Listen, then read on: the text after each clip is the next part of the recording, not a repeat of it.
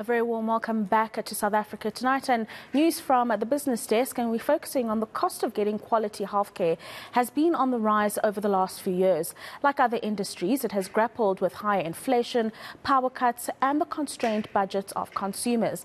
But the healthcare sector has also been marred in allegations of fraud and corruption, which have seen the sector lose billions and, of course, drive up medical costs. MediCheck founder and CEO Mark Hyman joins us this evening to speak about the depths of this issue and if solutions could be derived. Mark, thank you very much for your patience and for joining us this evening. Before we get into the specifics of the major issues within the health sector, give us a broad sense of how bad these instances or allegations of fraud and corruption are within the sector. Rafua, good evening. Thanks, and thanks for having me on your show this evening. I do believe that the sector does suffer from rather wide ranges of fraud, waste and abuse from medical practitioners, from members themselves, and that equates to approximately, as calculated by the Council for Medical Schemes, to about 22 to 28 billion rand a year. But I think there's the converse side of that, that the members themselves suffer from an abuse in terms of their medical schemes. And that is the fact that as medical scheme members, people are paying what are called out-of-pocket expenses, which include your medical savings account and the amounts that is expended above and beyond your medical savings account that come out of your own pocket. And that equates to an amount of 38 billion rand a year. Now, based on that, one has to look at why is that actually happening, and is the fraud both ways or is the abuse both ways? And let's take out the word fraud in terms of the consumer side of it and what's happening to the consumer. I think that the key issue is that there is waste and abuse from the scheme through to the member side of the interaction as well. You've mentioned that out-of-pocket costs that members would have to pay in some instances, but how exactly are some of the other ways in which medical schemes or other product offerings within the health sector would be abusing and committing the malfeasance that you've just broken down for us?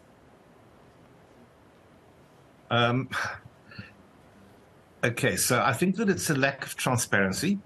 I think that it's a lack of education.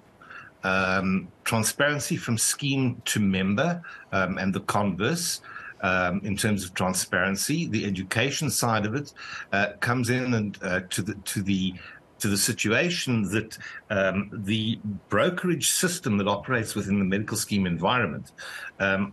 Currently on the 2021 numbers, and we haven't seen 2022 yet, but the 2021 numbers equate to 2.5 billion rand a year being paid into the brokerage, into the hands of brokers and brokerage houses.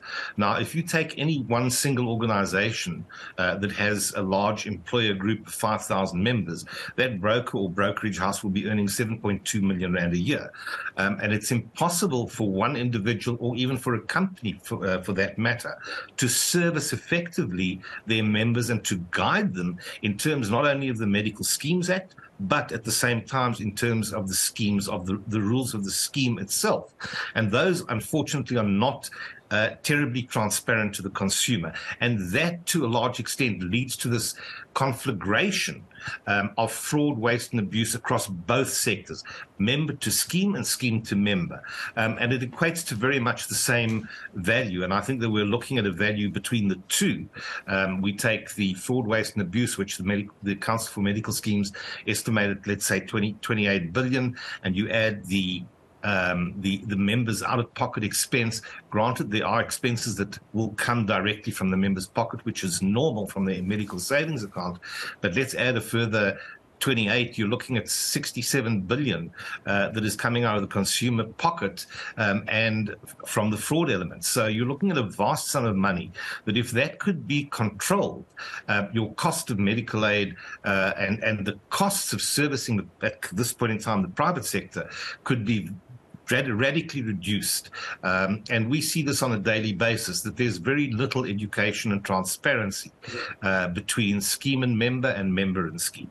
I hope that's answered your question. No, it really has, because I'm wondering now, as you mentioned, that transparency and education, what else can be done to create solutions? Because there are a myriad of issues when it comes to issues like overpricing and the like, which does put pressure on consumers or members. I mean, you've been quite scathing, as you've just mentioned there, about the brokers. So what role do they need to play going forward, or what needs to change broadly so that there is greater transparency and oversight? Because times are not going to get any easier for consumers, and if they can't afford the medical care or the costs thereof, they're just going to drop it. Yeah, I think that's the biggest problem, and I think that one of the only solution that I can see to the problem is a development of an education base where consumers, and I know, and working with the Council for Medical Schemes, there are ongoing education programs that are put out by the Council for Medical Schemes. And I do believe that the marketing of medical aid in South Africa, and not talking medical insurance, which is a very different product, but talking about the marketing of medical aid, should not necessarily be done in terms of using a brochure. The brochure will give you great marketing material. It'll sell you the sizzle, but it won't give you the steak. And you need to be drilling down into the rules of the scheme, understanding the needs of the individual member, not only at the point in time at which they're being signed up as a member of a scheme, but what their needs will be going forward. And it's not good enough for a broker or for a medical scheme to advise a member on an annual basis that there will be a 6, 7, 8, 9.8% increase.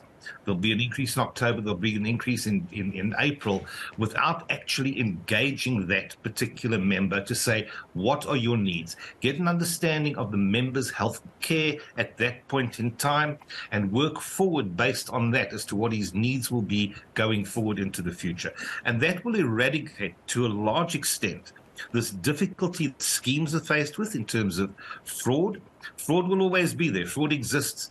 As we've seen in the COVID example, the 114 billion rand that is being chased by the SIU, fraud will be there, but we can minimize it if we educate those consumers and those members of medical schemes. Thank you very much for those insights, Mark. That is MediCheck founder and CEO Mark Hyman. They're joining us this evening to speak about the industry and some of the issues around corruption and malfeasance.